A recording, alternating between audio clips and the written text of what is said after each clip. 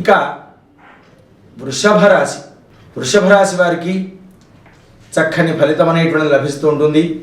కార్యసాఫల్యత, ఆర్థికపరమైనటువంటి వృద్ధి, ప్రతి ఒక్కరూ కూడా అనుకున్న కార్యాలు అనుకున్నట్టుగా నెరవేర్చుకోగలుగుతారు నేడు. అలాగే భార్యాపిల్లలతో సుఖంగా నేడు కాలం గడుపుతారు.